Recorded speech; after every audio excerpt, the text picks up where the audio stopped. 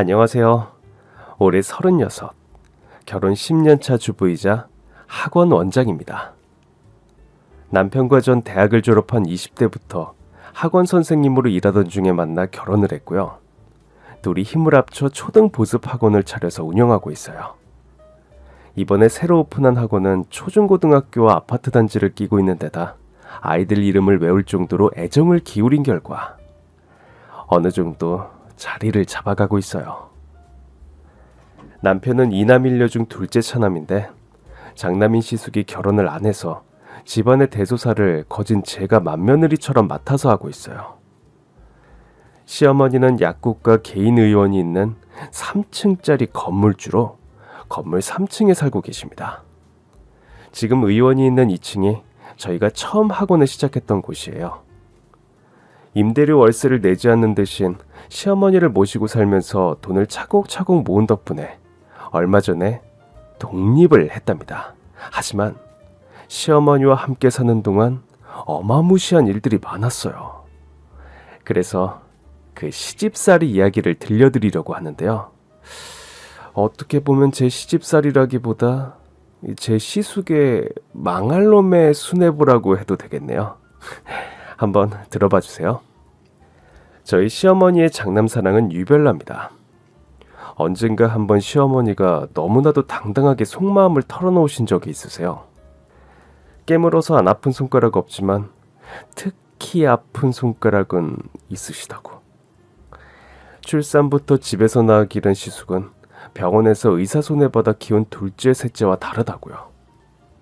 IQ 150, 상위 2%에 들어가는 명석한 두뇌로 어려서부터 신동소리를 듣고 자랐고 명문대 입학할 때만 해도 가문의 영광이 될 제목이라며 큰 기대를 모았던 시숙입니다. 근면성실한 약사로 처와 3남매를 부양했던 시아버지는 자신의 약국을 큰아들이 물려받길 소원했지만 시숙은 순수 학문을 하고 싶다며 시아버지의 뜻을 따르지 않고 수학과를 선택했어요. 그런데 그해 겨울 약사였던 시아버지가 폐암 수술을 받고 후유증으로 갑자기 돌아가셨고 부친의 부재에 시숙은 크게 방황을 하셨죠. 뒤늦게 후회하며 약학과 일반대학원에 진학하려고 했는데 인연이 안 되려고 그랬는지 정원 티오가 나지 않거나 시험에 연거푸 낙방해서 결국 강남 단과학원에서 고등부 수학 강사로 일하세요. 1등 스타 강사로 불리는 1타 정도는 아니고 2타, 3타는 되는 것 같아요. 연봉이 꽤 되지만 늘 피곤해 쩔어 계세요. 저희 남편과 신우 또한 약대에 줄줄이 낙방하고 시아버지의 약국은 아쉽게도 다른 약사가 들어와서 운영하고 있답니다.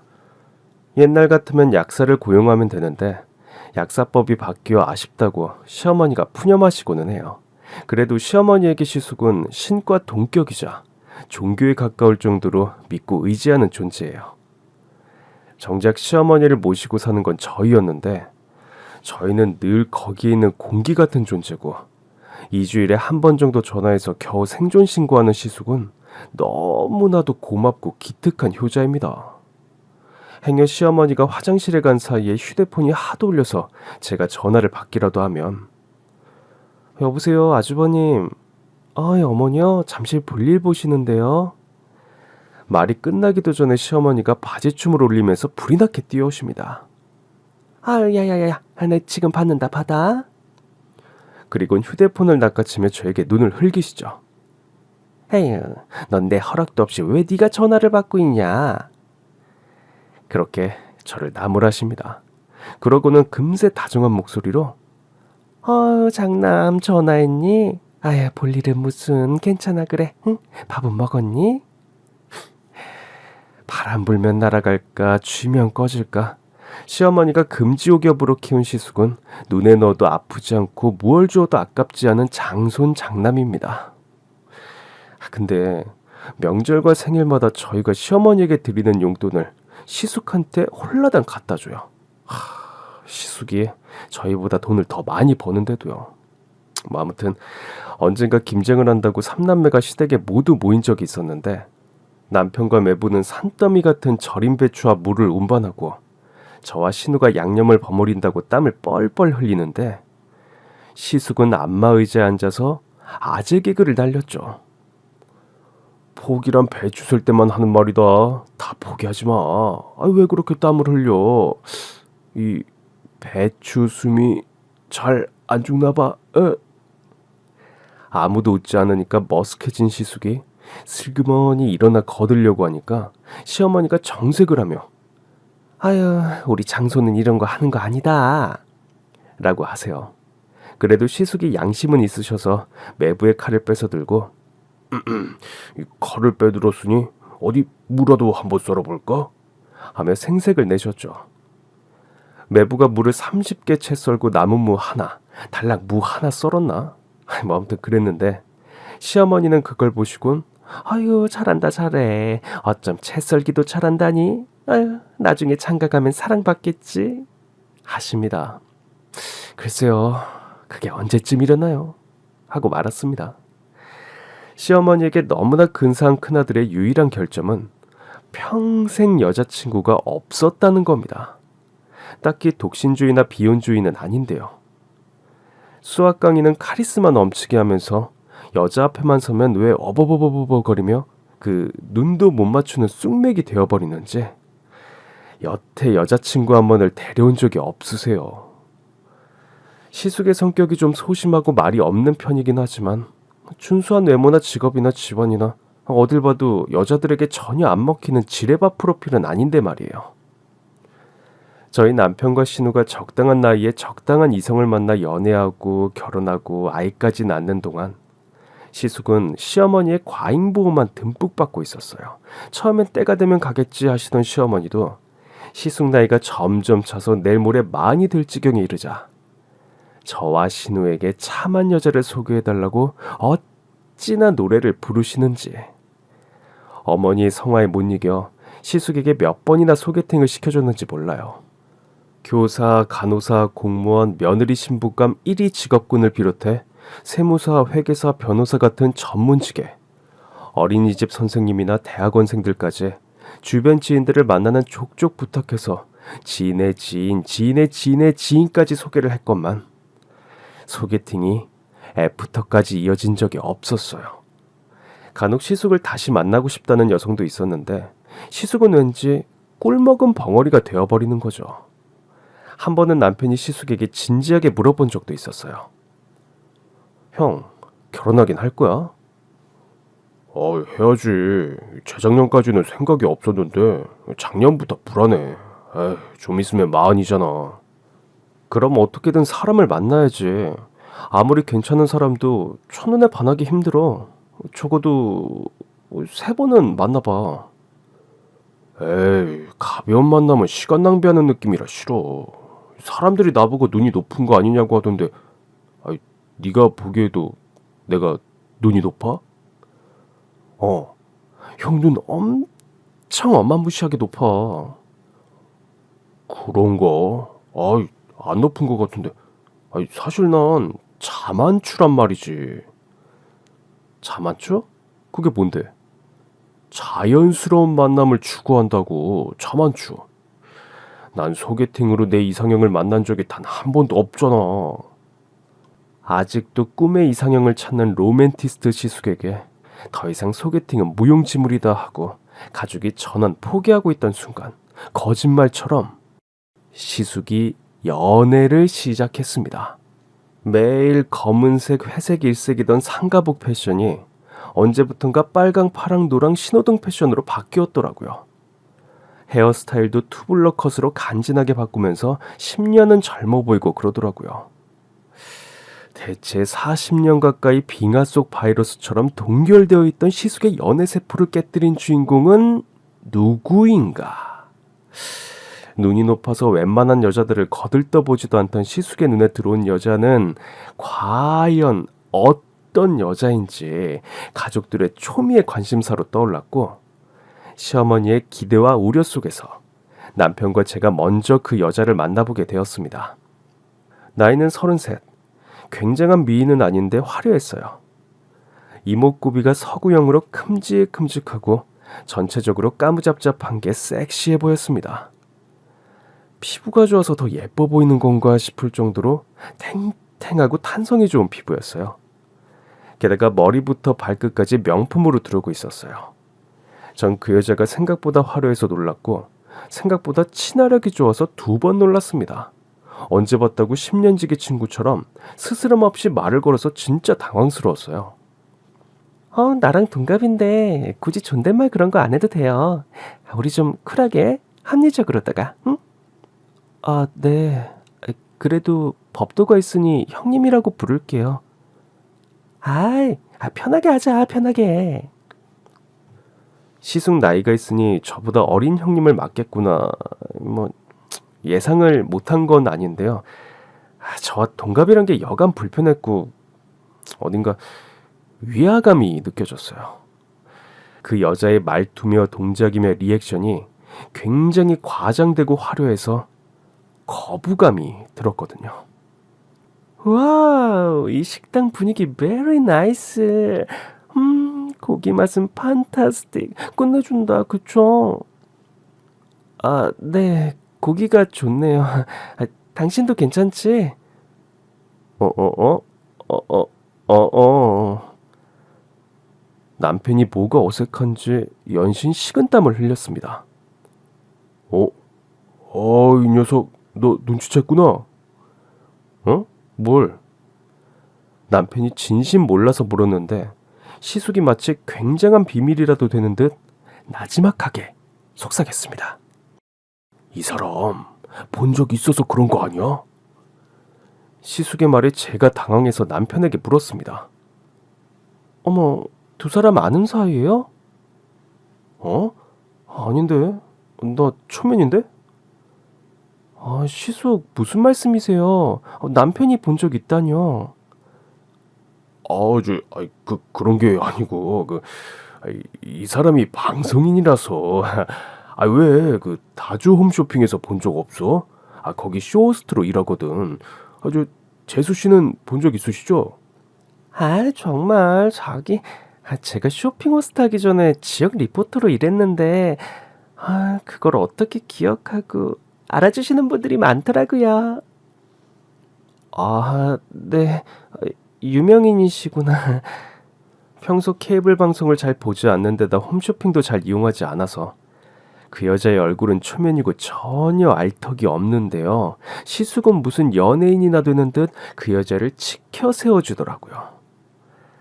집신도 제 짝이 있고 제 눈에 안경이라고 하더니 이렇게 이어지려고 시숙이 37년을 모태솔로로 사셨나 싶고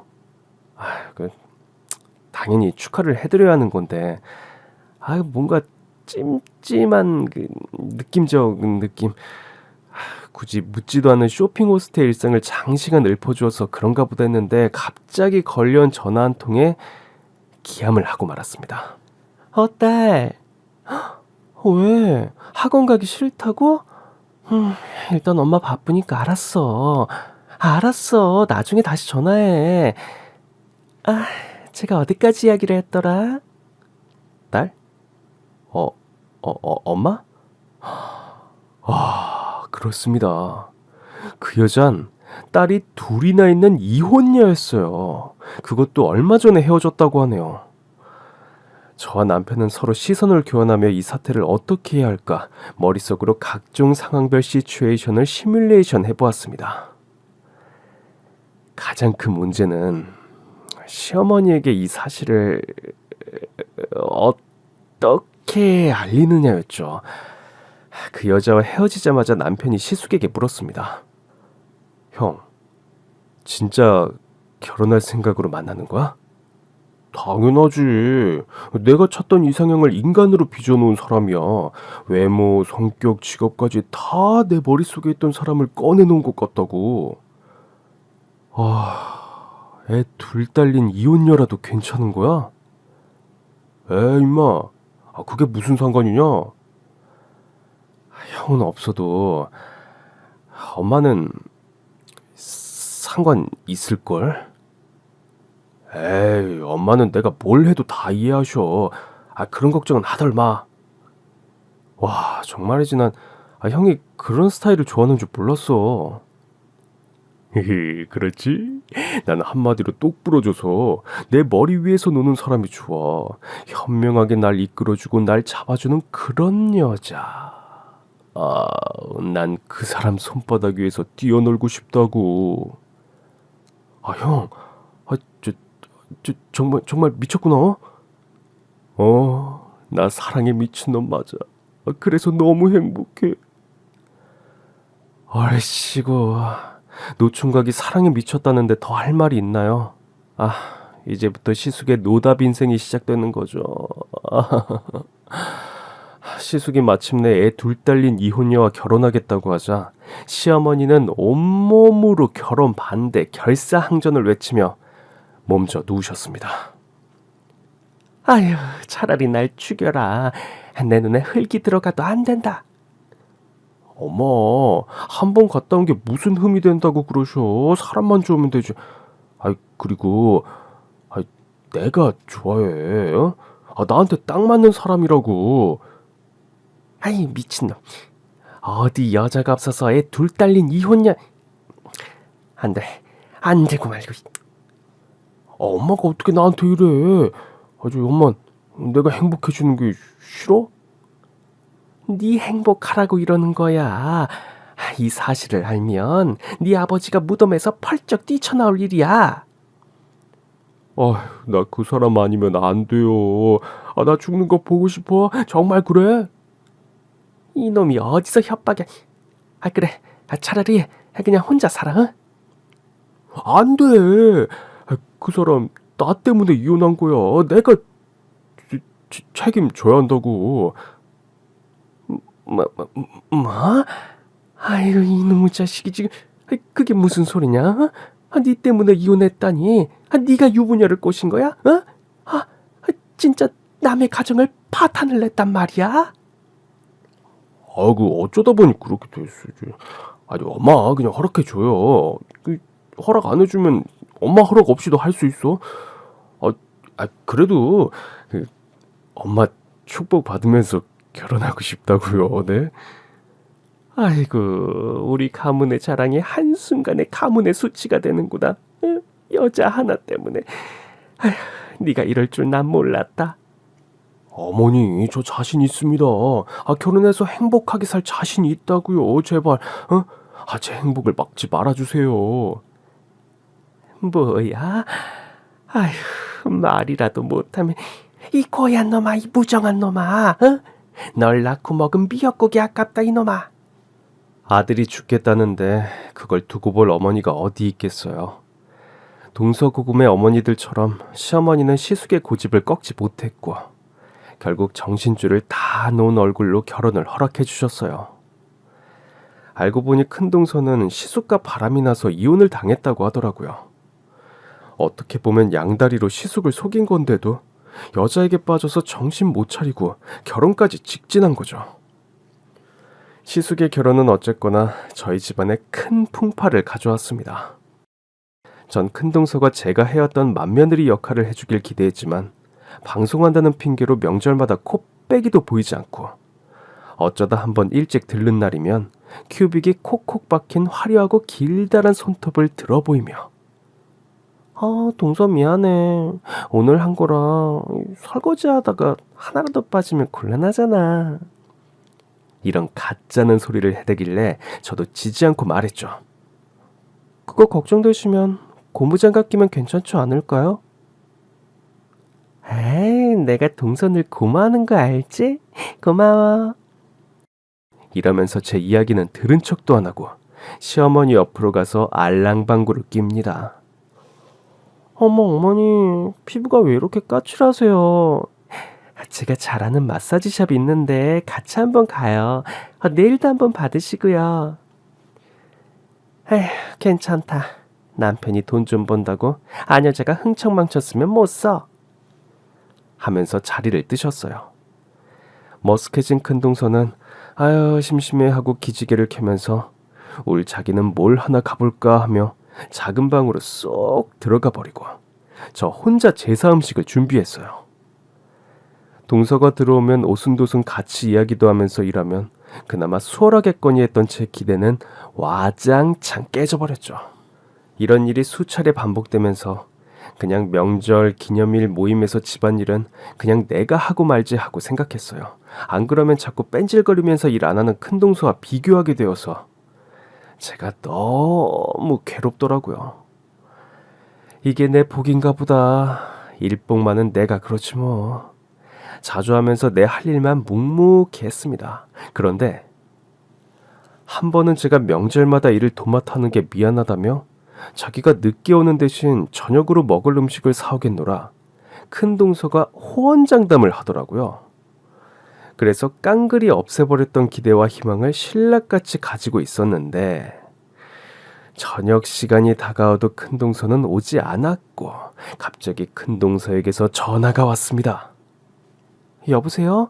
형님 어디세요? 지금 가족들 다 형님만 기다리고 있는데 우리 저녁 형님이 사오시기로 했잖아요. 나 지금 일이 갑자기 꼬여서 도저히 제 시간에 못 갈 것 같아. 미안해.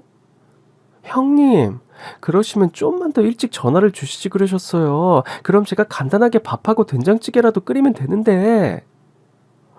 그러게 동서. 미안한데 지금 전화해서 김밥하고 라면 좀 주문해줘. 네?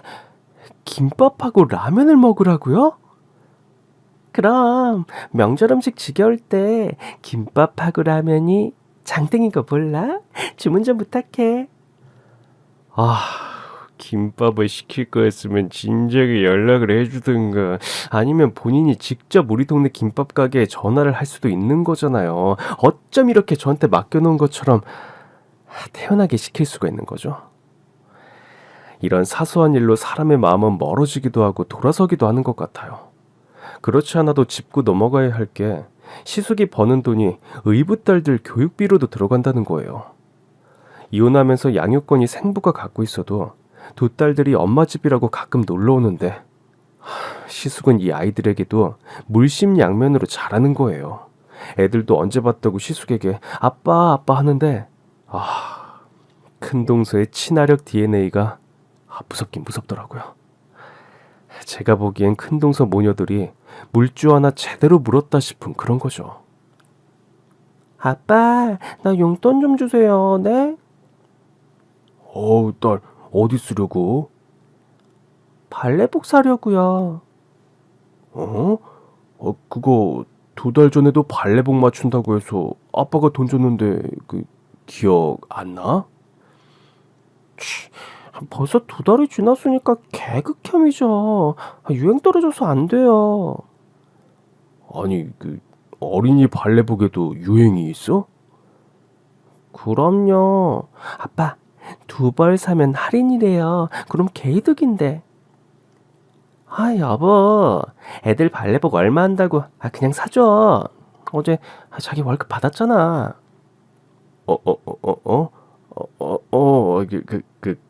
그럴까? 아빠, 나도.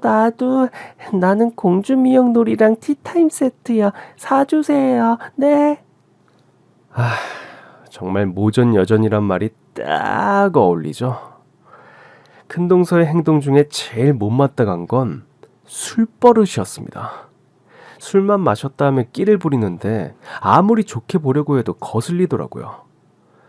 언젠가 시어머니 생신이었나? 집에서 마시던 술자리가 무르익어서 3남매 부부가 다 함께 노래방에 갔거든요. 큰동서가 흥에 취해서 소파에서 방방 뛰더니 급기야 탁자 위로 올라가서 헤드뱅잉을 하더라고요. 예, 소리 벗고 바지 질러. 너무 신난다. 유후. 이 정도는 애교라고 해두죠. 그런데 제가 조용한 곡으로 노래를 부르는데 저 멀리 제 남편에게 머리를 기대는 거예요. 제가 노래 부르다 말고 거기 삐뽀 위험합니다. 떨어져 하고 주의를 주자 그제야 기댔던 머리를 바로 세우더라고요. 그러곤 실실 웃으면서 매부 옆으로 옮겨 앉더니 어머, 오빠 몸 좋다 하며 매부 허벅지와 팔을 주물주물 하는데 이거 선 넘네 싶은 거 진짜 아슬아슬한 거 있죠. 막내 신우가 눈치채기 전에 시숙이 그 광경을 발견하고 큰동서를 제지했습니다. 아유, 이 사람, 아유, 이 술이 약해서 안 되겠네. 자기 어디 있었어? 지금까지 쭉 그쪽 옆에서 당신 입에 안주 넣어주고 계셨거든요. 시숙은 갑자기 술 취한 척하는 큰동서를 부축해서 나가셨어요. 아무리 끼가 많다고 해도 이런 손버릇은 심하지 않나요? 아무튼 시숙의 전폭적인 지지와 사랑을 받아서 그런지 큰동서는 직장에서 승승장구하기 시작했어요. 큰동서가 소개하는 제품이 완판 행진을 거듭하고 완판왕으로 등극하자 회사 사장 눈에 들어서 메인 프로그램 진행자로 발탁됐거든요. 성공 일로를 걸으면서 큰동서는 굉장히 바빠졌어요. 미팅이다 회식이다 5만 가지 핑계를 대며 점점 밖으로 돌면서 시숙에게는 소홀해졌죠. 그런 와중에 어느 날 갑자기 시숙이 업무 방해죄로 검찰에 불구속 송치되는 일이 발생했습니다. 내용인즉슨 학원 강사인 시숙이 고교 학력평가 시험 문제지를 유출했다는 거예요. 시숙과 친분이 있는 교사가 시험 문제 출제자로 참여하게 되었고 이 사실을 알게 된 시숙이 교사를 돈으로 매수해서 시험 문제지를 일부 학생들에게 전달했다는 건데요. 학교에서 전교 59등, 120등 하던 학생들이 갑자기 전교 1등, 2등을 하게 되니까 이를 수상하게 여긴 학부모들이 의혹을 제기하면서 이런 비리가 수면에 드러났다고 합니다. 이게 무슨 날벼락 같은 일이냐며 시어머니는 또 머리를 싸매고 들어누우셨고 저희는 업무 방해죄 전문 변호사를 선임해서 시숙 재판에 대응했죠. 소극적이고 소심한 시숙이 사사로운 이익을 위해서 이런 범죄를 벌이실 분이 아닌데 어쩌다 이렇게 됐는지 도무지 이해가 안 됐어요. 시숙은 시험지를 유출하면서 따로 돈도 받지 않았다고 해요. 그 결과 징역 1년에 집행유예 3년을 선고받았습니다. 이번 일로 송치된 학생들은 모두 무혐의 처분과 기소유예로 풀려났어요. 불행 중 천만다행이었죠. 범행이 조기에 발각돼서 성적 처리의 공정성이 궁극적으로 침해되지 않은 점을 정상 참작했다고 하더라고요. 그런데 변호사가 법원을 나오면서 이런 이야기를 하는 거예요. 저 다주 홈쇼핑 대표랑은 친인척 관계인가요? 네? 아니요. 잘 모르는 분인데요. 그거 이상하네. 이번 시험지 유출 건 학생 부모 중에 다주 홈쇼핑 대표가 있는데 이분이 이 일을 주도하신 것 같더라고요. 피고 김현우 씨가 이런 일을 할 이유가 없는데 굳이? 그분과 무슨 관계길래 이런 위협을 무릅쓰고 범법 행위를 저지르셨나 싶어서요. 아무 관계도 아닌데 왜 그러셨지? 하고 머리를 갸우뚱하는 겁니다. 나중에 시숙에게 따져 물으니 그지야 실토를 하더만요. 실은 와이프 회사 사장 아들이 고3인데 아들 성적 때문에 고민이라고 어쩌다가 이번에 고교 학력고사 시험 문제를 출제한 친구가 있다고 했더니 딱 한 번만 도와달라고 하더라고. 사장한테 점수 따고 싶다고. 프라임 시간 때 MC 한번 맡고 싶다고 우는데 어떡해. 학생 한 명쯤이야 하는 아니란 생각으로 너무 큰 잘못을 저지르고. 변명이 길지? 미안하다. 우리 가족들 볼 면목이 없다. 미안하고 부끄럽고 참담하고 어머니께는 정말 큰 죄를 지었네. 이 일의 여파로 해당 학원은 폐원하고 시숙은 갈 곳을 잃고 실업자가 됐습니다. 시숙이 그동안 모았던 돈은 대부분 변호사 비용으로 들어갔고요. 한 번도 경제적인 어려움을 경험해 본 적이 없는 시숙은 처음으로 위기를 맞으셨어요. 바깥 활동을 멈추고 종일 집에서 근신하는 시숙이 기죽어서 지낼까봐 시어머니는 틈이 날 때마다 생활비하라며 용돈을 보내셨는데 큰동서는 바깥으로 돌면서 시숙을 향한 무시와 구박이 날로 심해졌어요. 이게 다 큰동서의 승진욕 때문에 일어난 일인데 미안해하기는 개뿔. 홈쇼핑 회사 대표의 눈밖에 나지 않으려고 갖은 술수를 부리며 회사 대표 옆에 시녀처럼 딱 붙어 다닌다고 하더라고요. 안 그래도 바람기가 다분한 사람이라 시숙이 주의를 줬는데 시숙에게 의처증 환자라며 큰동서가 난리를 부렸다고 하네요. 여보, 조신하게 집에 좀 있으면 안 돼? 지금 내가 얼마나 힘든 상황인지 누구보다 잘 알잖아. 뭐? 지금 나 때문이라고 이러는 거야? 내가 당신 등 떠밀었어? 아니잖아.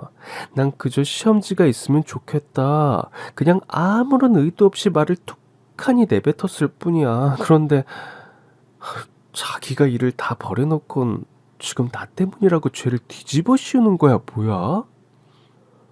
그런 말이 아니라, 당신 얼굴 보기가 힘드니까 이러지. 맨날 대표 전화 받고 나가서 새벽 늦게 들어오는데 어떤 남편이 가만히 있겠어? 어이가 없네. 지금 나 의심하는 거야? 내가 뭘 어쨌다고 이래? 아니, 난 당신이 술 취하면 이성을 잃고 필름이 끊기니까 걱정돼서 그래. 지긋지긋해. 남자들은 왜 이래? 왜 자기 와이프를 의심하냐고. 내가 뭘 잘못했다고. 내가 어린애야? 술도 허락받고 마셔야 해? 너 전에도 회식이라고 외박한 적도 있잖아. 그래서 뭐? 지금 내가 바람이라도 핀다는 거야? 나랑 사귈 때도 그랬으니까. 미안해 여보. 자꾸 나쁜 생각만 들어. 그러니까 제발 나 좀 잡아줘. 당신 정말 미쳤네, 미쳤어. 당신 같은 정신병자랑은 못 살아. 그리고 내가 지금 누구 때문에 열일하는데 우리 생활비에 보험에 적금에 나가는 돈만 수백이야. 이거 어떻게 메워? 나라도 일해야지. 당신 돈도 못 벌잖아. 당신이 지금 나한테 해주는 게 뭐 있어? 이럴 거면 우리 이혼해. 야, 김희은, 말을 왜 그따위로 해? 나 당신 꼴도 보기 싫으니까 당장 이혼해. 큰동서는 시숙을 정신병자 취급하며 이혼을 요구했고 시숙은 아내를 의심하며 서로를 괴롭히는 것보다 차라리 이혼이 낫겠다 싶어서 이혼 서류에 도장을 찍었습니다. 혼인 서약을 한 지 채 1년도 안 돼 이혼남이 된 시숙은 정말 폐인처럼 지냈어요. 한동안 일자리도 구하지 않고 집에서 칩거하며 한 번씩 털레털레 저희 집에 오셔서 남편과 소주잔을 기울이며 이혼 때문에 생긴 아픈 상처를 달래곤 했습니다. 내 인생이 어쩌다 이렇게 됐는지 모르겠어. 어디서부터 잘못된 걸까? 진짜 이런 말하기 미안한데 형. 잠시 불려시한테 홀렸다고 생각해. 오히려 헤어진 게 형한테 잘 된 거야. 그 여자 가정을 책임지고 꾸릴 그런 스타일이 아니잖아. 이번 기회에 인간에 대해서 큰 공부했다 쳐. 그래요, 아주버님. 생각해보면 그 여자 거짓말로 아첨하고 간사하게 속이고 꾸미는 말에 1인자였잖아요. 외람되지만 생활도 물러나고요. 우리 가문에 어울리지 않았는데 잘 됐어요. 이혼 잘 결정하셨습니다. 에이그, 이 애미가 이래서 결혼을 반대했던 거야. 똥인지 된장인지 꼭 찍어 먹어봐야 알겠냐? 죄송합니다. 정말 식구들 볼 낯이 없어.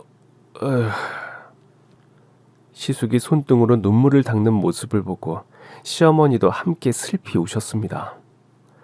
시어머니에겐 신과도 같았고 하나의 종교였던 시숙인데 여자 보는 눈이 없어 결국 인생이 가파르게 내리막길로 치다르니 얼마나 마음이 아프시겠어요. 저희도 시숙이 사랑에 눈이 멀어서 저희의 조언 따위 듣지도 않고 주변을 보지도 않는 것이 섭섭하긴 했지만 이렇게 사람에게 대어서 의기소침하고 주눅 들어있는 모습을 보니까 화가 나는 거예요. 시숙이 누구 때문에 잘못된 선택을 하고 이렇게 망했는데 그 여잔 간사하고 교활한 술수를 써서 사회에서 인정받으며 성공한다는 게 참을 수 없는 분노로 이어졌어요. 그래서 저도 모르게 주먹을 불끈 쥐며 큰 소리로 외치고 말았습니다. 저 내일부터 다주홈 쇼핑 홈페이지 게시판에 매일 출근할 거예요. 에? 그게 무슨 말이냐. 출근을 한다니. 그 여자의 문란한 사생활과 비리를 작성한 게시글로 매일 테러를 하겠다 이거예요. 테러? 아이, 그런 게 가능하냐? 아, 여보, 무섭게 왜 그래? 아, 좀 참아주라. 아니, 못 참아. 안 참겠어. 이건 명명백백 우리 집안의 명예회복을 위해 꼭 필요한 일이야. 그래, 결심했어. 홈쇼핑 게시판 폭파, 테러다. 뭐가 뭔지 모르겠다만 그년을 폭파한다면 난 대찬성이다. 역시 넌 우리 집안의 대들보야. 우리 며느리가 최고여. 이렇게 해서 전 학원문을 열기 전인 오전 시간을 이용해 매일같이 다주 홈쇼핑 홈페이지로 접속했습니다. 홈쇼핑도 방송국이니까 시청자 게시판이 있을 거라고 생각했는데 없더라고요. 대신 고객센터가 있는데 1대1 상담 코너 형식이라 그 여자의 불륜 스캔들을 적기엔 적합하지 않았어요. 답답하다 답답해. 뭐 이렇게 쓸 공간이 하나도 없어. 아유, 아가 왜 뭐가 안 되냐? 예, 어머니, 여기 자유롭게 글을 쓸 공간이 없네요. 아유, 그래? 아유, 그럼 어떡하냐? 그렇지. 어머니, 제게 좋은 수가 있습니다. 그려? 아이고, 역시 우리 며느리가 똑똑해. 최고야, 최고. 제가 누굽니까? 의지의 며느리 아닙니까? 전 랭킹 10위에 드는 상품들을 모조리 클릭하고 상품평을 미친 듯이 남겼습니다. 히말라야 핑크솔트 치약 상품평. 상쾌하고 개운해요. 향이 강하지 않아서 좋아요. 라고 적힌 글 바로 위에 저도 상품평이 아닌 폭로글을 올렸습니다. 땡땡땡 쇼핑 호스터. 그녀의 문란한 사생활. 저도 알고 싶지 않았습니다. 남편과 딸 둘이 있는데도 미혼 남성이랑 바람이 나서 이혼당하고 그 미혼 남성과 결혼하고도 회사 대표와 썸을 타며 부정과 비리를 저지른 파렴치한 그녀의 막장 스토리가 궁금하십니까? 랭킹 10위 상품마다 폭로글을 올리고 이어서 특가, 오늘의 딜 상품에도 댓글을 달다 보니 시간이 훌쩍 지나 있더라고요. 중간중간 시어머니가 오셔서 잘 돼가니 이것 좀 먹고 하렴 하면서 딸기와 홍차를 슬그머니 책상에 놓고 가시고는 했어요. 마치 수능 공부하는 딸에게 간식을 주고 가는 다정한 어머니 같은 모습에 전 힘이 하나도 들지 않았습니다. 다음 날도 같은 시간에 상품평을 쓰려고 들어갔는데 어제 제가 쓴 글들이 깡그리 다 삭제되고 사라지고 없었어요. 아마 홈페이지 담당자가 상품평을 관리하는가 보더라고요. 어쭈, 니들이 이렇게 나오겠다 이거지? 내가 물러설 줄 알고? 전 다시 전의를 불태우며 손가락을 툭툭 소리를 내어 풀고 다시 미친 듯이 상품평 칸에 그 여자 폭로글로 도배했고 이번엔 실시간으로 제 글이 지워지는 걸 목격했어요. 이것들이 안 되겠네. 저에게 간식을 주려고 들어오신 시어머니가 궁금해하며 물었습니다. 왜? 또 뭐가 안 풀려? 어머니, 저들이 잠자는 사자의 코털을 건드렸어요. 저희대로 안 멈춥니다. 아주버님의 복수, 우리 가문의 명예회복, 제가 되찾아오겠습니다. 아유, 그래 장하다 내 며느리. 필요하면 언제든 말해. 나도 같이 가주마. 그렇게 해서 흰눈이 펑펑 내리던 날에 오전 11시 30분. 시어머니와 전 홈쇼핑 회사가 있는 건물 5개 주차장에서 잠복 근무를 섰습니다. 홈쇼핑 프라임 시간 방송을 마치고 나올 그 여자를 잡기 위해서죠. 그 여자의 까만색 BMW를 확인하고 그 맞은편에 저희 차를 주차했습니다. 눈이 내려서 바깥 기온이 확 내려갔는데도 혹시나 상대가 눈치를 챘까봐 시동을 걸지 못해서 시어머니와 전 사이좋게 오들오들 떨었습니다. 덜덜 떨던 시어머니가 가방에서 핫팩을 꺼내주시면서 아이고, 이거라도 들고 있어. 옷이랑 배에 붙이니까 좀 참을만 하다. 네, 어머니. 어머니도 이 목도리 두르고 계세요? 목이 따뜻해야 덜 춥더라고요. 그래, 고맙구나. 역시 힘들 땐 가족밖에 없다, 그지? 네, 어머니. 역경이 닥치니까 갑자기 똘똘 뭉치게 되네요. 그러게. 아휴, 그동안 내가 너희들한테 못한 것도 많아서 자꾸 미안하고 고맙고 그러네. 아니에요. 무슨 말씀을 그렇게 하세요. 참, 어머니. 그 준비물은 잘 들고 오셨어요? 그거 준비한다고 엄청 고생했어. 저도요. 예. 고개를 끄덕이는 어머니의 눈빛에서 어떤 결기 같은 것이 느껴졌습니다. 이윽고 방송이 끝났는지 한 무리의 사람들이 건물 밖으로 나오기 시작했고, 드디어 그 여자가 베이지색 고급 밍크 코트에 선글라스를 끼고 나타났습니다. 옆에 팔짱을 낀 남자가 있었는데 아마 그 남자가 회사 대표가 아닐까 싶었어요. 둘이 팔짱을 낀 채 주차장을 향해 걸어오는 걸 보고 이때다 싶어서 시어머니와 전 차문을 열고 달려나갔습니다. 당신들 뭐예요? 당신들이라니. 그래도 한때 동서지간이고 고부지간이었는데 말 참 맹랑하게 하는구나. 왜요? 또 뭐가 문제인데? 그 홈페이지 리뷰 그쪽이 쓴 거죠? 안 그래도 누군가 했네. 그거 쓴다고 달라질 거 없어요. 제가 대표님한테 말씀드려서 다 지웠거든요. 그죠, 대표님? 뭔가 오해를 하고 계신 것 같은데 홈페이지를 그렇게 사용하시면 곤란합니다. 그리고 무슨 일인지 모르겠지만 이런 식으로 찾아오는 것도 유쾌하진 않군요. 불륜 남녀들이 유쾌불쾌 상쾌 따지고 앉았네. 어이가 없어서. 이봐요, 당신들. 당신 둘이 짜고 우리 아주버님 꼬드겨서 시험지 유출 사건 만들었잖아. 죄를 지었으면 벌을 받고 잘못을 했으면 사과를 해야지. 어디서 불쾌하다 이 지랄이야. 그래서 당신네가 원하는 게 뭔데요? 요구사항을 말해보세요. 우리 아주버님한테 정중하게 사과하세요. 그리고 저 여자 얼굴 보고 싶지 않아요. 앞으로 영영 방송에 안 나오게 해주세요. 어머, 네가 뭔데? 네가 뭔데 날 자르라 말하는 거야? 너도 지대로 또라이구나? 오빠, 완전 미친년이야, 미친년.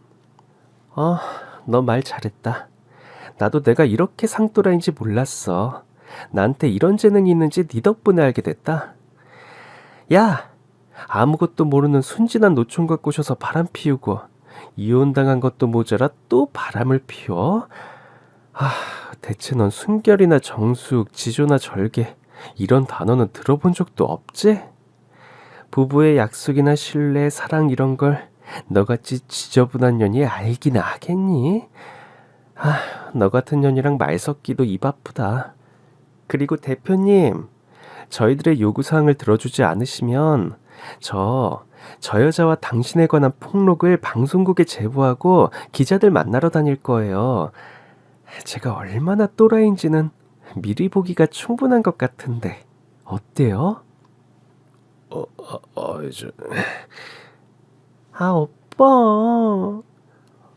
저 오빠라뇨. 갑자기 저한테 왜 이러세요? 예, 알겠습니다. 두 분의 요구사항 접수하고 긍정적으로 생각해 보겠습니다. 그럼 전 이만. 하면서 대표가 그 여자를 두고 서둘러 자리를 떴습니다. 일이 순식간에 이렇게 되자 그 여자가 분을 참지 못하고 화를 버럭 내며 저희를 향해 달려들었어요.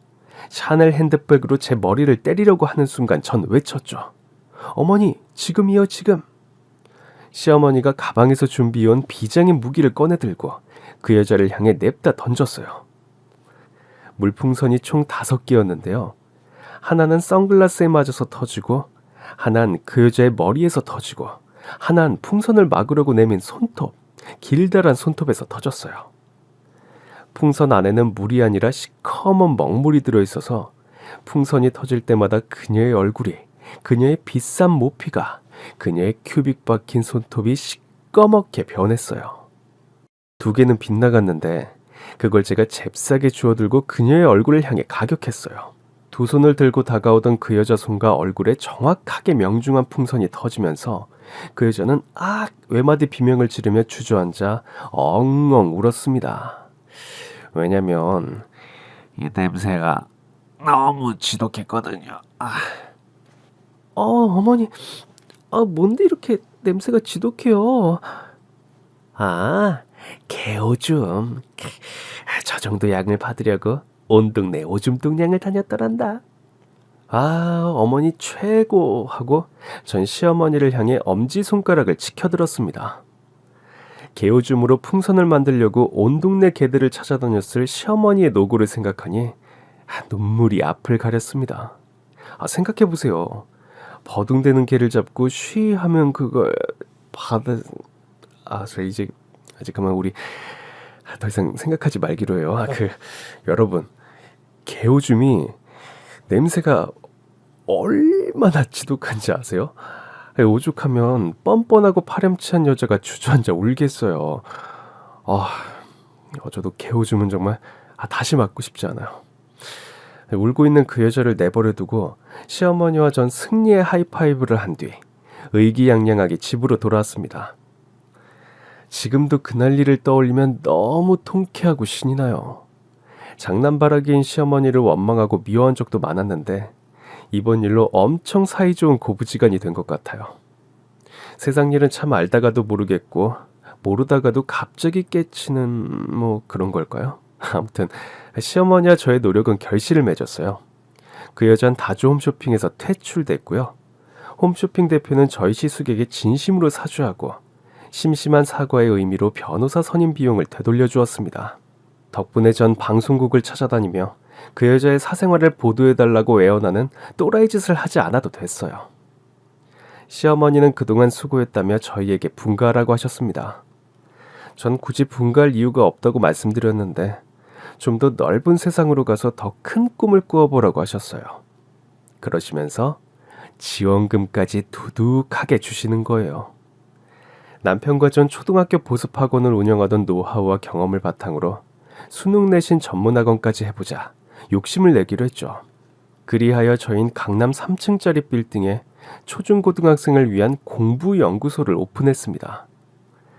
잠시 쉴 수도 없는 학원 운영이지만 든든한 조력자들이 있어서 두려울 게 없네요. 내노라 하는 1타 강사들도 모셨고요. 그중엔 저희 시숙도 계십니다. 시숙은 지금 시어머니 댁에 들어가 살고 계신데요.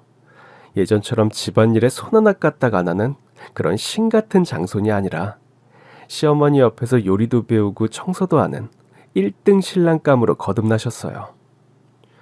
비온 뒤에 땅이 굳는 법이라고 하죠. 한때 화려한 여성의 외모에 현혹되어 판단력을 잃었던 과오를 크게 뉘우치고 소개로 만난 참하고 수더분한 여성과 진지하게 교제하고 계시답니다. 새봄이 오면 어쩌면 좋은 소식이 들릴 것도 같아요. 그 문제의 큰 동서 바람길을 주체하지 못했던 그 여잔 결국 아이들 아빠한테 돌아갔다는 소식입니다. 그런데 방송국에서 퇴출당한 뒤로 집에서 칩거한다고 합니다. 그 여자의 뻔뻔함으로 볼 때 절대 고립, 은둔, 칩거 생활이 어울리는 사람이 아니잖아요. 그래서 수소문을 해보았더니 아이고 온몸에 털이 무성하게 나가지고 은둔 생활을 할 수밖에 없다고 합니다. 털이 좀 난 게 아니라 눈썹과 눈썹 사이에 털이 수북하게 나서 일자 눈썹을 만들고 수염도 덥수룩하게 나서 면도를 해도 시커멓게 수염뿌리가 남아있다고 하는데요. 갑자기 왜 이런 병에 걸렸나 했더니 그 여자의 남편이 몰래 미녹시딜이라는 탈모 연고를 바르게 했답니다. 왜 그런 거 있잖아요. 탈모 연고를 발랐더니 머리카락은 안 나고 손가락에 털이 났어요 하는 우스개처럼 무슨 바르는 콜라겐이라고 그렇게 속이고 탈모 연고를 바르게 했던 거죠. 그 이유가 너무 섬뜩하고 소름 끼치는데요. 워낙 바람기가 많으니까 아예 집에서 못 나가게 하려고 그런 일을 벌였다고 하네요. 미저리 남편이 따로 없습니다. 어떻게 보면 이것도 자업자득이겠죠. 약의 부작용으로 온몸에 털복숭이가 된 그 여자는 외출 불가. 면도를 해도 한듯 만듯 금세 시커멓게 올라오는 생명력이 강한 억센 털 때문에 어쩔 수 없이 두 딸들과 지지고 볶으면서 살아간다고 합니다. 애들 입장에서 보면 좋은 선택지인가 싶기도 하고 그런 엄마한테 무얼 배울까 걱정이 되기도 하고 하긴 제가 왜 남의 걱정을 하고 있을까요? 오늘 이 사연을 보내는 것을 마지막으로 그 여자와의 안 좋았던 추억도 안녕, 영원히 빠이빠이 하고 싶습니다. 여러분, 제 시집살이 이야기이자 제 시숙의 망한 러브스토리를 끝까지 들어주셔서 감사합니다. 부디 좋은 일만 가득하시길 바랍니다.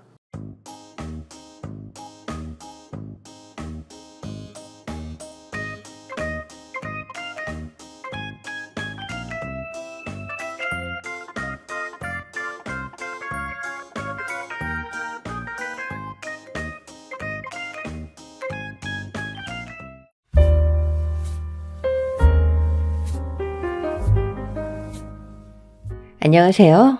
전 40대 중반 돌싱녀입니다. 여러분, 어릴 때 전래동화로 들었던 토끼의 간 기억하시나요? 벼슬을 준다는 자라의 게임에 넘어가 수궁으로 가서 용왕에게 간을 빼앗길 뻔한 토끼. 하지만 간이 육지에 있다면서 다시 육지로 가서 자신의 목숨을 건지고 자라를 골탕 먹이는 이야기인데요. 자신의 생명을 지키기 위해선 그 어떤 일도 불사하는 용왕. 그리고 자라의 속임수에 넘어갔지만 지혜를 발휘해 겨우 목숨을 건진 토끼. 이 이야기를 듣고 여러분은 누구의 손을 들어주실 건가요? 살아보겠다는 용왕? 욕심 때문에 목숨을 잃을 뻔한 토끼? 글쎄요, 전 그 어느 누구의 편도 들어줄 수가 없을 것 같습니다. 자기 목숨 귀한 줄 알면 남의 목숨도 귀한 줄 알아야 하는 법인데 서로 살아보겠다고 남의 목숨 따위는 생각지도 않은 옛날 이야기처럼 현재 우리가 사는 이 땅에도 이보다 더한 일들이 발생하고 있습니다. 인간이란 누구나 오래 살고 싶어하는 욕망이 있습니다. 하지만 병에 걸리고 나이가 들면 누구나 세상을 떠나기 마련이죠. 살아보겠다는 의지로 자신의 생명을 지키는 사람들도 있지만 자신의 노력보단 남의 생명을 앗아가 목숨을 연장하려는 파렴치한도 있습니다. 어릴 땐 토끼의 간을 잃고 토끼가 살아서 다행이다 라고만 생각했는데 이런 일이 현실로 닥치니 결코 토끼가 선한 인물은 아닌 것 같습니다. 왜냐면 토끼도 자신의 욕심 때문에 목숨을 잃을 뻔한 거니까요. 지금부터 들려드리는 이야기는 10년 전 가족이라는 이유 하나만으로 저에게 희생을 강요한 아주 무서운 사람들의 이야기를 하려고 합니다. 죽다 살아날 뻔한 기막힌 이야기, 지금부터 들려드리겠습니다. 어릴 때 저희 엄마의 손은 물이 마를 날이 없었습니다. 희귀병에 걸린 아버지를 위해 매일같이 병간호를 하고 좋다고 하는 약재들을 사서 직접 다려 아버지를 살리려고 무던히 애를 쓰셨습니다. 엄마는 생활의 모든 중심이 아버지였기 때문에 저희 자매는 스스로 자라야 했어요. 학창시절 내내 입학, 졸업, 그리고 운동회까지 단 한 번도 엄마는 와보지 않았고 늘 저에게 아버지를 살려야 한다는 말만 하셨습니다. 엄마, 나 내일 운동회인데. 그래? 아빠 내일 검사 받는 날인데. 올 수 없다는 건 아는데 점심엔 다들 가족들끼리 잔디밭에서 밥 먹는 시간이 있다고 해서. 자, 여기. 웬 돈이야? 아침에 유아김밥집 가서 김밥도 좀 사고 너 먹고 싶은 거 대충 사서 먹어. 나 혼자? 정은아, 아빠 내일 중요한 검사 날이야. 아빠가 조금이라도 차도가 보여야 하지 않겠니? 의사 선생님 말 다 들었어. 아빠 오래 못 산다면서. 너 그게 무슨 소리야? 아빠 곧 죽는다고. 네가 잘못 들은 거야. 나 똑똑히 들었어. 아빠가 희귀병이라서 약도 없고 돈 쓰고 시간만 보내고 있다고. 아무리 그렇다 해도 엄마는 포기 못해. 넌 아빠가 저렇게 누워 계시는데 그런 말이 나와? 네가 자식 맞아? 아빠한테나 가. 난 운동회 이런 거 다 필요 없으니까. 정은아, 정은아! 원래 저희 집은 부잣집이었습니다. 하지만 아빠가 병에 걸린 뒤 모든 재산을 아빠 병원비에 쏟아부었고 저희는 점점 집을 줄여가며 생계를 이어갔습니다. 처음엔 저도 아빠를 걱정하고 하루빨리 아빠가 낫기를 매일 밤 기도했습니다. 하지만 아픈 아빠 때문에 엄마의 빈자리를 항상 느껴야만 했죠. 시간이 가면 갈수록 전 엄마를 빼앗긴 기분이 들었습니다. 왜 아빠는 아파서 나한테서 엄마를 빼앗아 가지? 이런 철없는 생각을 하게 되었죠. 엄마는 그냥 이름뿐, 전 늘 혼자서 모든 걸 다 해야 했습니다. 중학생이 되고 나서 전 아빠의 병문안을 한 번도 가지 않았어요. 학교에서도 부모님 이야기를 절대 하지 않았습니다. 아, 진짜 짜증나. 우리 엄마 나 성적 오를 때까지 매일 밤 내 방문을 지킬 거래. 야, 차라리 그게 낫지. 난 엄마가 등하교 다 시켜주잖아. 나도 버스 타고 친구들이랑 같이 오고 싶은데 아, 진짜 왜 자꾸 저러는지 모르겠다니까. 정은아, 니네 엄마는 어때? 우리 엄마. 우리 엄마도 똑같이 매일매일 잔소리해 어딜 가나 같이 가자고 하고 나도 짜증나. 그치? 응, 난 20살 되면 독립할 거야. 혼자 사는 게 진짜 내 꿈이다. 야, 나도 끼워줘라, 응? 아, 싫어. 나 혼자만의 시간을 갖고 싶다고. 자기만 바라보는 엄마 때문에 스트레스를 받는다는 친구의 말. 난 늘 혼잔데 제발 우리 엄마도 친구들 엄마처럼 나를 한 번만이라도 제대로 바라봐주면 얼마나 좋을까 라는 생각을 했습니다. 그리고 그런 엄마를 가진 친구들 앞에서 난 늘 혼자라는 이야기는 절대 할 수 없었습니다. 이번 어버이날은 각자 부모님 모시고 와서 발을 씻어드리는 행사를 진행할 거야. 부모님이 바쁘시면 조부모님 모셔와도 되니까 모두 꼭 참석하도록. 이상.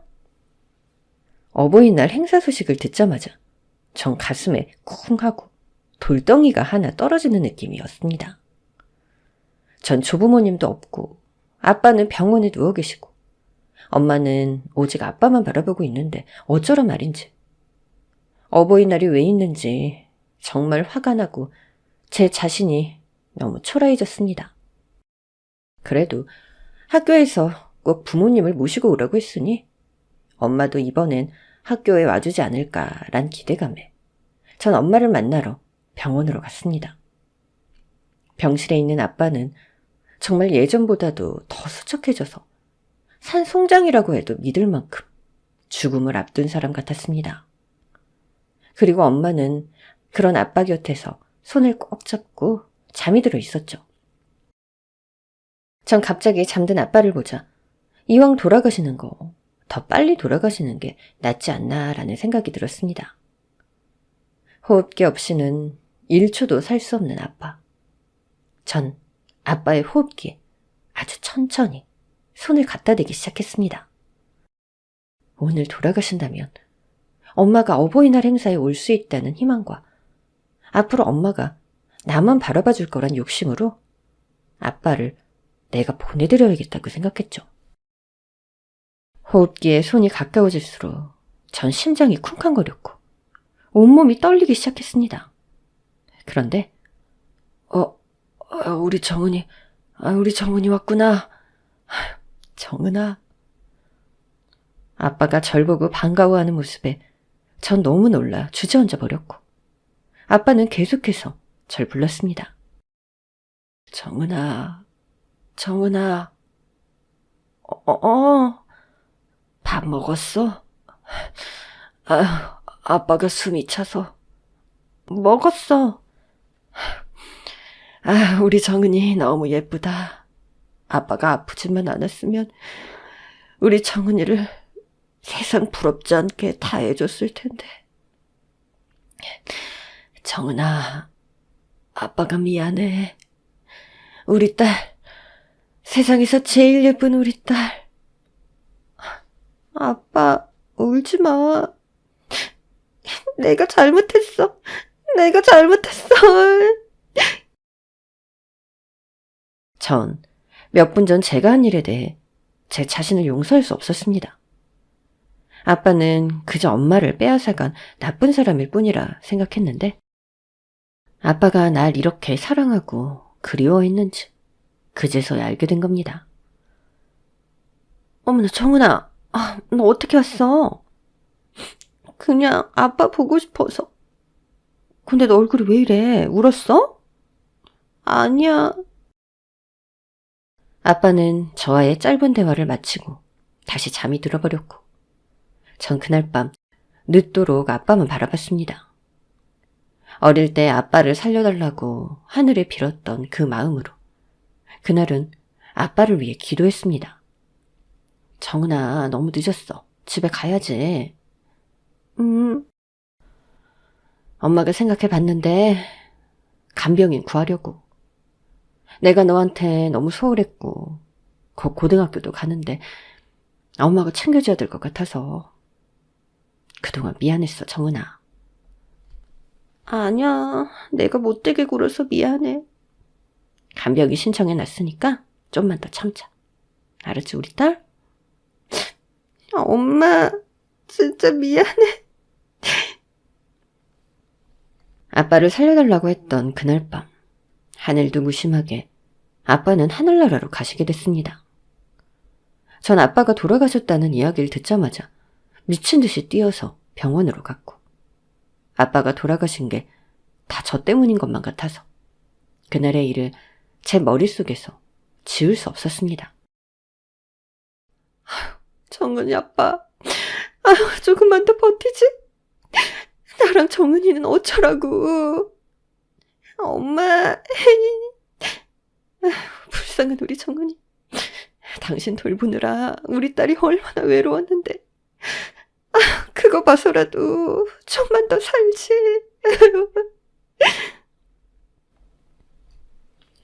전 엄마의 말을 듣자 그동안 제가 얼마나 어리석고 못되게 행동했는지 마음속으로 반성을 하게 됐습니다. 장례식장에서 아빠 얼굴을 바라보며 이 생각만 했습니다. 내가 아빠 호흡기 때려 해서 미안하다고. 영원히 속죄하면서 살겠다고 말이죠. 제발 이 말이 하늘에 닿기를 바라며 아빠가 절 용서해 주길 기도했습니다. 그렇게 허망하게 아빠를 하늘나라로 보낸 뒤 엄마는 그동안 저에게 못했던 것들을 해주고 싶다며 엄청 노력을 했습니다. 엄마가 그러면 그럴수록 너무 미안했고 앞으로 엄마한테 잘해야겠다는 마음을 먹게 되었습니다. 하루는 엄마가 마당으로 절 불렀어요. 그동안 병원에 있어서 돌보지 못한 엄마의 화단을 다시 꽃 피우고 싶다며 꽃을 심으셨죠. 정은아, 여기 봐봐. 무당벌레 보여? 그러네. 이 작은 생명이 엄마의 화단을 더 아름답게 해줄 거야. 무당벌레에게 엄마의 화단은 먹거리가 되기도 하지만 무당벌레가 또 다른 곤충들을 데려와서 씨앗을 가져와주고 꽃을 피우게 도와줄 거야. 정은아, 이렇게 생명은 소중하단다. 생명? 그래, 이 세상 그 무엇도 하찮은 건 없어. 이 작은 곤충도 절대로 해쳐서는 안 되는 거야. 세상의 모든 생명은 소중한 거니까. 전 그날 엄마처럼 생명을 소중히 여기며 이 세상을 아름답게 바라보기로 결심했습니다. 사춘기를 심하게 겪긴 했지만 공부는 꽤 잘한 편이라 좋은 대학에 들어갔고 대기업에 취업도 하게 됐습니다.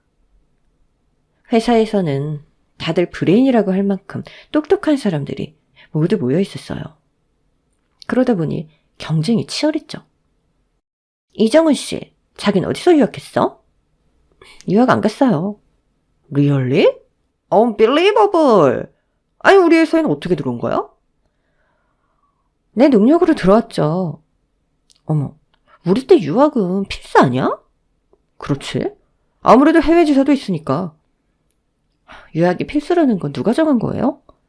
우리 회사 입사 규정엔 그런 건 없던데요? 규정이 있어야 규정이야?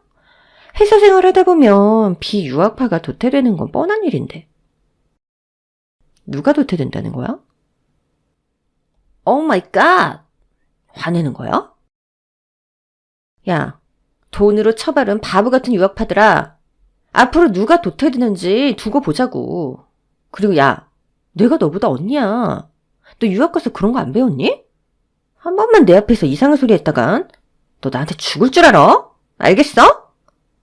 오케이. 어릴 때부터 혼자 스스로 하는 것에 익숙하고 절 보호해야 한다는 걸 일찍 터득했기 때문에 전 그 어떤 누가 저에게 공격을 해도 이겨낼 자신이 있었습니다. 그날 이후 전 완전히 깡패가 됐죠. 회사 내 유학파들이 절더러 학폭 가해자라고 하질 않나. 홀어머니 밑에서 자라서 제대로 가정교육을 못 받았다는 둥. 별의별 소문이 다 돌았죠. 전 그런 건 전혀 신경 쓰지도 않았고 그러다 보니 회사에서 왕따 아닌 왕따가 되었습니다. 하지만 상관없었어요. 전 혼자인 게 익숙한 사람이었거든요.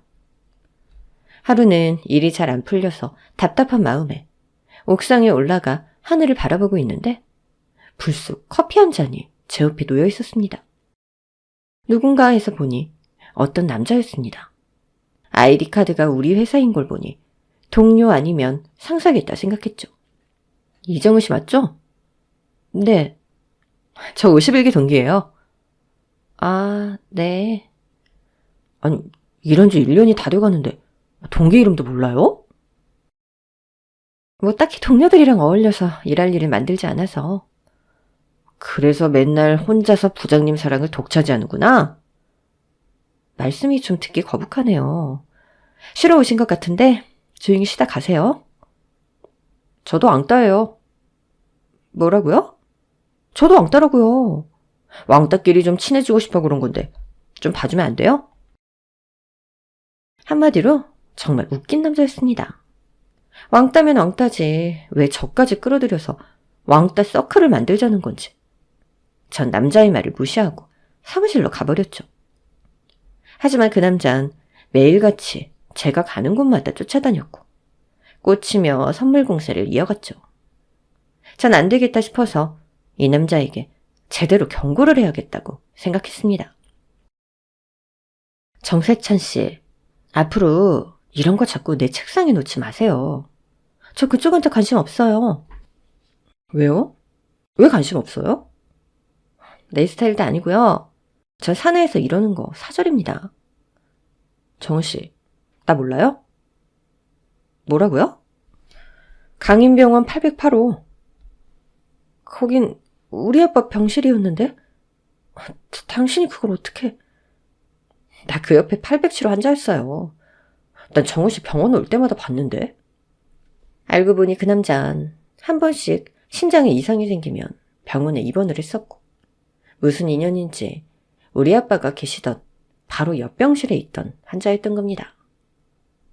아저씨랑 이야기 많이 했거든요. 정우 씨 이야기도 많이 들었고요. 그때 아저씨가 정우 씨 저랑 엄청 했었는데 저 회사 들어와서 정우 씨 보고 완전 놀랐다니까요.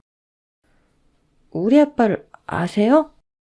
그럼요. 저한텐 정말 아버지 같은 분이셨어요. 제가 아버지가 일찍 돌아가셔서 아버지 사랑을 못 받고 자랐거든요. 호흡기 다시기 직전까진 저랑 매일 이야기하고 산책하고 그랬어요. 그 남자가 왜 이제껏 저에게 그랬는지 조금은 이해가 갔습니다. 그리고 한편으로 고마운 마음도 들었죠.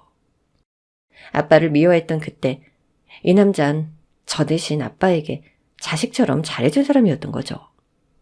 그냥 돈 있는 집 아들처럼 보이던 그 남자가 그날 이후 정말 따뜻한 사람이라는 걸 느끼게 됐고 우리는 연인 사이가 됐습니다.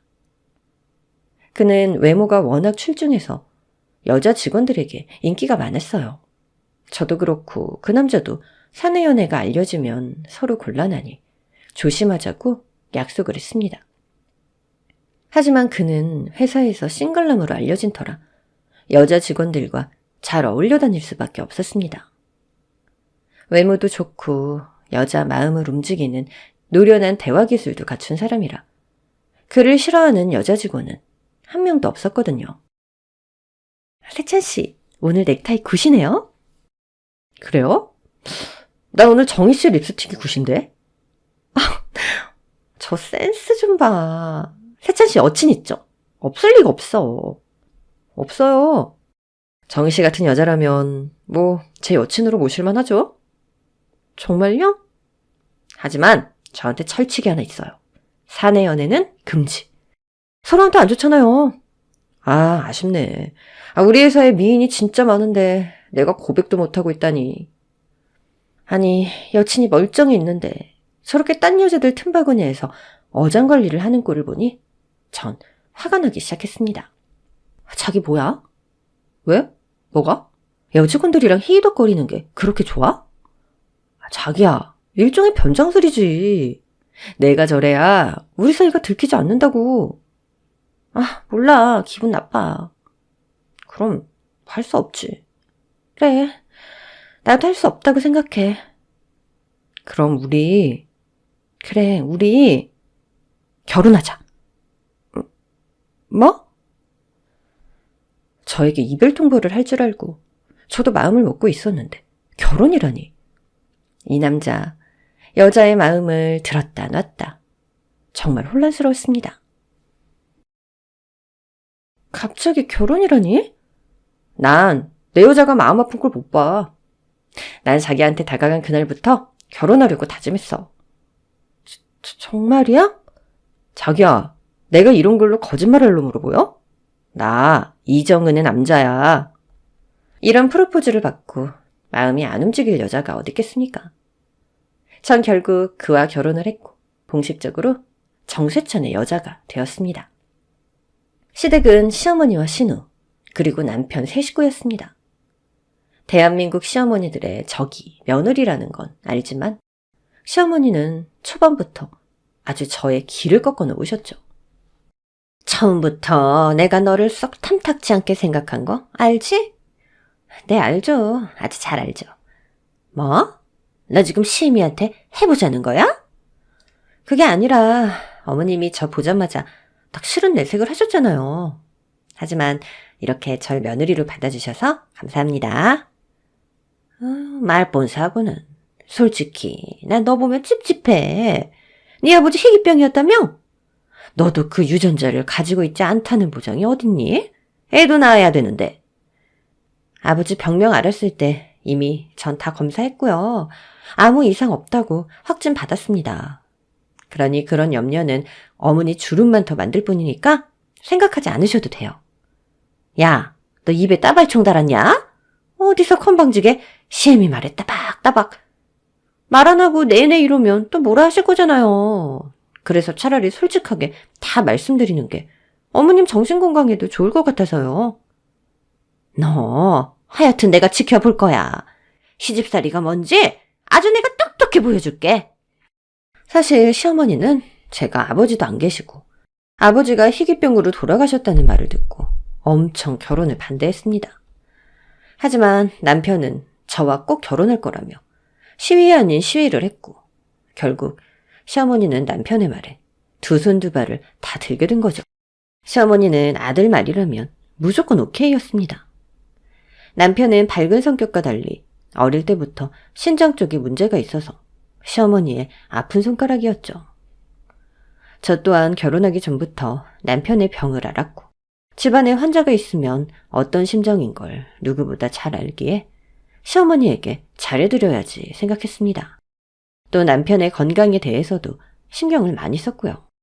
하지만 시어머니는 제가 뭐가 그리 미운지 사사건건 불평불만에 구박까지 정말 제 인내심의 한계를 시험하는 것 같았습니다. 그러니 제가 말이 곱게 나올 수가 있겠습니까? 야, 너 지금 뭐해? 일하는데요? 퇴근하고 튀어와. 왜요? 저희 주말에 가기로 했는데.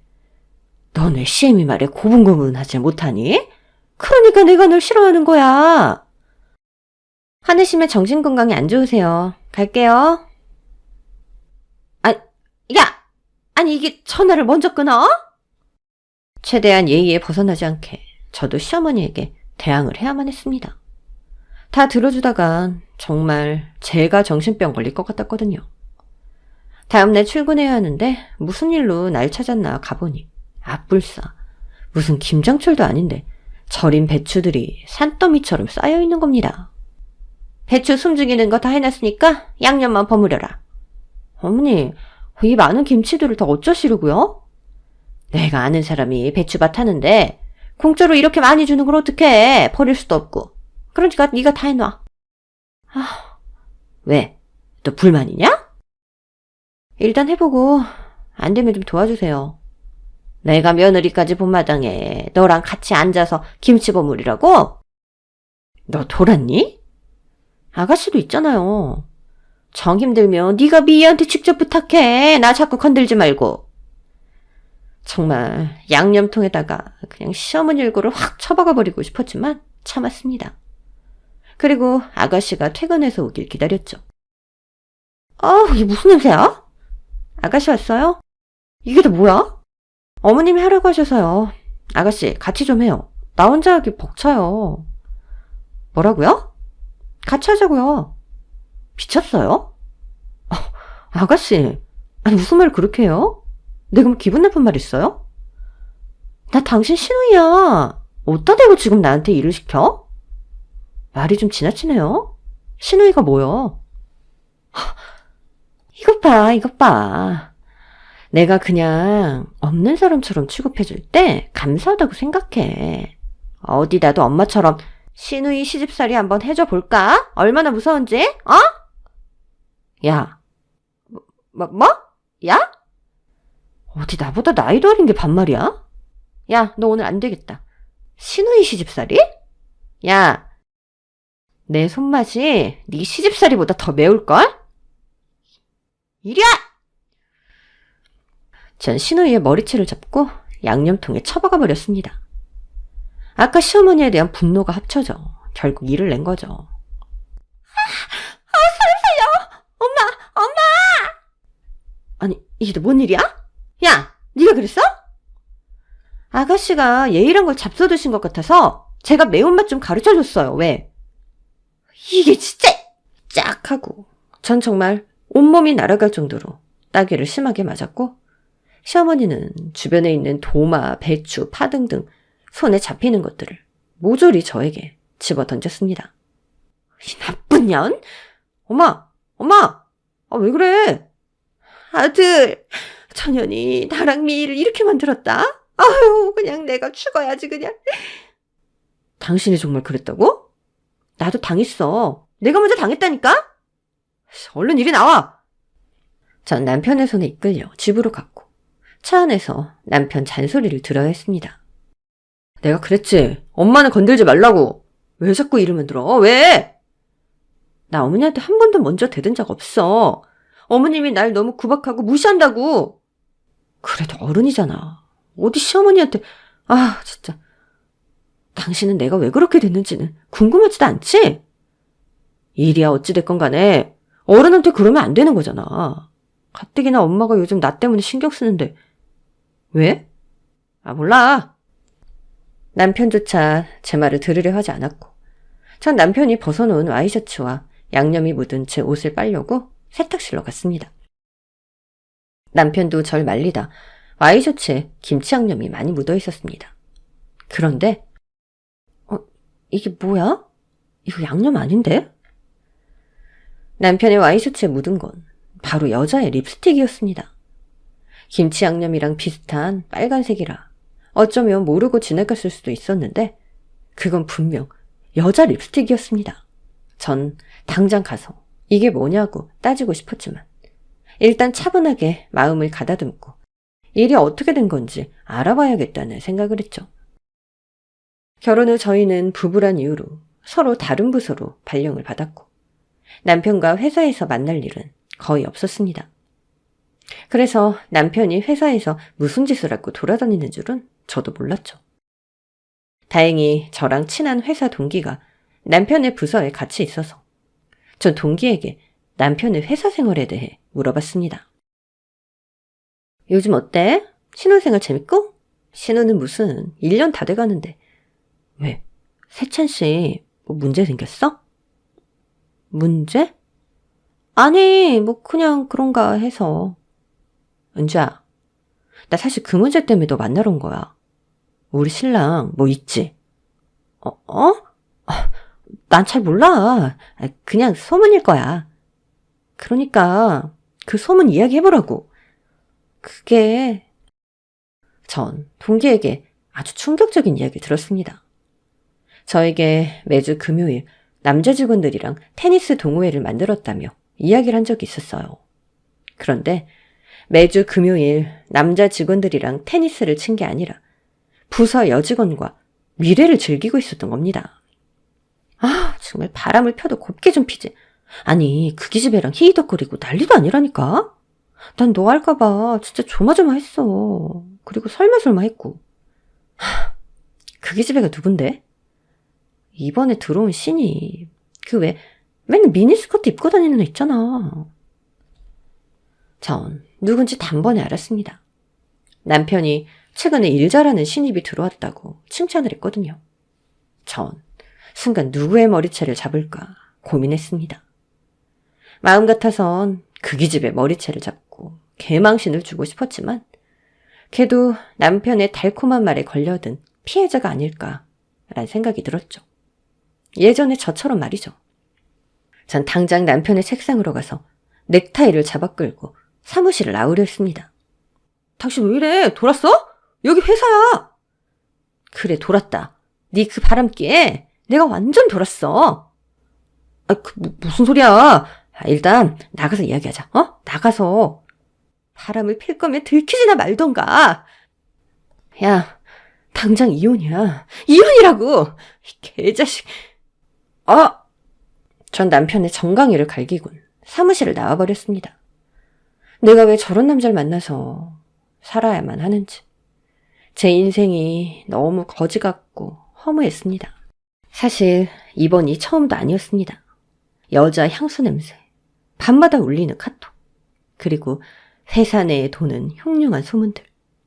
그래도 내 눈으로 확인하기 전까진 아니겠지 하며 제 마음을 달랬습니다. 하지만 이제 제 눈으로 확인한 이상 제 자존심에 이 남자랑은 더는 살 수 없겠다는 확신이 섰죠. 짐을 싸고 친정으로 가려는데 자꾸 속이 메스껍고 어지러워 잠시 소파에 누웠습니다. 5분만 누워있어야지 했는데 한나절을 자고 말았어요. 그런데 자는 동안 참 이상한 꿈을 꾸었습니다.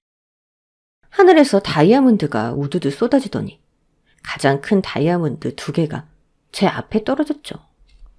하나는 파란색, 하나는 핑크색이었는데 얼마나 크고 예쁜지 전 다이아몬드에 대고 뽀뽀를 해주다가 잠에서 깼습니다. 꿈이지만 참 기분이 좋다고 여기고 있었는데 눈을 떴을 때 제 앞에 탁상 달력이 눈에 띄었습니다. 지난 달도, 이번 달도? 어머! 전 너무 놀라 약국으로 달려가 임신 테스트기를 샀습니다. 설마 하는 마음으로 테스트를 했는데 3번이나 했는데 모두 임신. 제가 임신을 한 겁니다. 전 테스트기에 2줄을 보며 하필 이때라는 좌절과 나에게 생명이 찾아왔다는 기쁨, 이 2가지 감정들이 동시에 밀려왔습니다. 전 일단 후퇴를 하자고 마음을 먹었습니다. 뱃속의 아이를 아빠 없는 자식으로 키운다는 건 상상도 할 수 없는 일이었죠. 제가 누구보다도 아빠의 빈자리를 잘 알기에 아이에게 그런 상처를 줄 순 없었습니다. 늦은 저녁이 다 되어서야 남편이 집으로 왔고 남편은 저를 본체만 차고는 방으로 들어갔습니다. 그런데 몇 분 뒤 이거 뭐야? 자기야, 자기 임신한 거야? 정말이야? 아직 몰라. 내가 아빠가 되다니. 야호! 자기야, 정말 잘했어. 에이, 사랑해.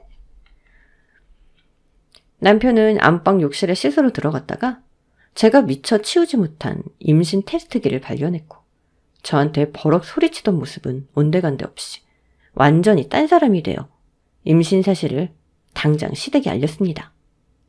뭐? 임신? 정은이가 임신했어. 나도 아빠가 된다고. 그럼 너 구르는 재주는 있다더니. 그러니까 앞으로 엄마 정은이 불러서 이상한 거 시키고 그러지 마. 알겠지? 내가 언제 그랬어? 만약에 그런 일이 내 귀에 들리면 나 진짜 엄마 안 볼 거야? 다이아몬드보다 더 빛나는 새 생명이 하루 만에 제 인생을 바꿔놨습니다. 임신 기간 내내 남편은 딴 여자에겐 한눈도 팔지 않았고 오로지 저에게만 집중했어요. 야, 천하의 정세찬도 자식한테는 무릎을 꿇는구나? 그러게, 너무 또 저러니까 꼴 보기 싫기도 해. 옛날 생각하면 연기인지 아닌지 의심도 들고. 이러나 저러나 일단 네 마음만 편하면 되는 거잖아.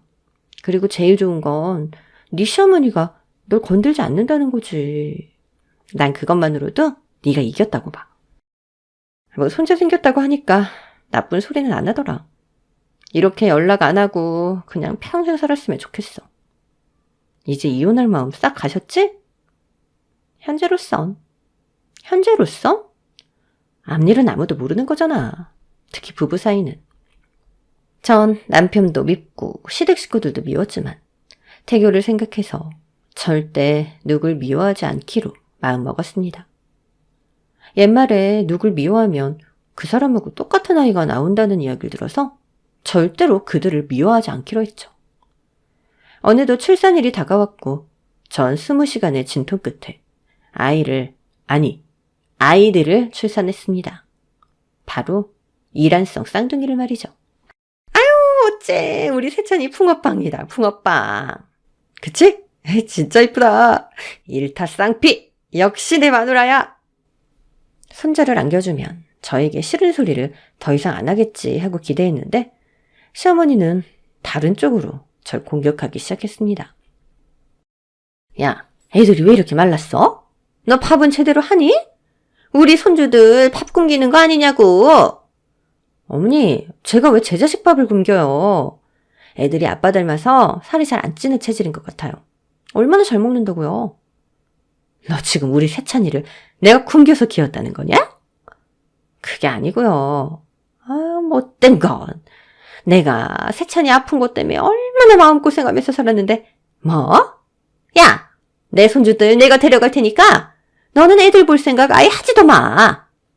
시어머니는 화가 나서 아이들을 데리고 휑하니 시댁으로 가버렸고 전 너무 어이가 없어서 머리가 멍해졌습니다. 워낙에 냄비 같은 성격이라 금방 가라앉겠지 하고 육아에서 벗어나 며칠 자유로움을 만끽했죠. 손자 사랑이 저렇게도 끔찍한데 걱정할 이유는 없었어요. 그렇게 일주일쯤 지났을까요? 이제는 시댁에 가볼까 생각하던 차에 갑자기 시어머니에게서 전화가 왔습니다. 네, 어머님. 그래, 아가. 네? 여보세요? 어머님 맞으세요?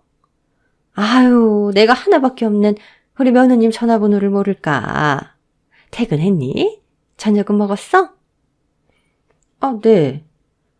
내일 주말이니까 아이들도 볼 겸 해서 건너오너라. 시미가 너 좋아하는 반찬들 많이 만들어 놓을게. 어머님, 혹시 어디 안 좋으세요? 안 좋긴. 난 늘 네가 걱정이었어. 일도 하고 애도 보고. 세상 천지 이렇게 착한 며느리가 어딨니? 그동안 나한테 서운했던 것들 싹 잊고 진짜로 사이좋은 고부처럼 한번 살아보자. 그동안 미안했다가. 전 지금 듣고 있는 목소리가 시어머니가 맞는지 제 귀를 몇 번이나 만지며 의심했습니다. 시어머니가 뭘 잘못 먹었나 하는 생각까지 들었죠. 내일 시댁으로 향하는 길이면 오늘은 또 무슨 구박을 받을까 걱정하며 갔었는데 오늘은 이상한 복잡 미묘한 마음으로 시댁의 문을 열었습니다. 왔니? 아유, 좀 더 푹 자고 오지. 주말에는 푹 쉬어야 되는데. 어머, 언니 오셨어요? 네, 애들은요? 마당에서 놀고 있다. 내가 수영장을 좀 만들어줬어. 얼마나 좋아하던지. 안 그래도 하율이 하은이 매일 수영장 갔으면 좋겠다고 노래했었는데. 감사합니다, 어머님. 너랑 나 사이에 감수할 게 어딨어. 내 손주들인데. 앞으로 내가 키워야 할 수도 있고. 네? 아, 엄마 말은 언니가 쉬고 싶을 때 애들은 봐줄 수 있다는 이야기죠. 그치, 엄마? 그럼. 요새 육아 스트레스 때문에 엄마들이 그렇게 힘들다잖니. 얼마든지 할머니가 봐주지, 아무렴. 그이는요? 안 그래도 어머님이 애들 데리고 간 후에 애들이 눈에 밟히 안 되겠다고 여기서 출퇴근한다고 했는데 주말인데 어디 갔어요? 세찬 이야기는 나중에 하고 우선 밥부터 먹자. 시어머니는 제가 이제껏 시댁에선 받아보지 못했던 진수성찬을 차려주셨습니다. 전복에 갈비에 성게까지 정말 온갖 산의 진미가 다 있었죠. 내가 새벽 시장 가서 손수 다 산 거야. 너네 음식 솜씨 알지? 우리 며느님 많이 드셔요. 그래요, 언니. 우리 집에 와서 그동안 고생 많았죠? 언니한테 버릇없게 군 거 너그러운 마음으로 용서해 주세요, 언니. 다 지난 일인데요. 아무튼 잘 먹겠습니다. 이것들이 음식에 독이라도 탔나 싶을 정도로 음식을 한 점 한 점 조심스레 먹었습니다. 다행히 독은 없었어요. 자, 양배추랑 kokkok같이 해서 먹어. 이게 그렇게 장에 좋단다. 저 양배추 싫어하는데. 그래도 먹어야 돼. 모든 음식은 양배추랑 같이 먹고. 그래, 여기 토마토 샐러드. 이것도 꼭 먹어. 이게 그렇게 소화에 좋다는구나. 시어머니는 장에 좋다는 음식을 제 입에다 억지로 넣어 먹였고 진짜 왜 이러나 할 정도로 이상해 보였습니다. 주말 내내 황송한 대접을 받으며 시댁에서 지내다 보니 이게 꿈인지 생신지 몰랐죠.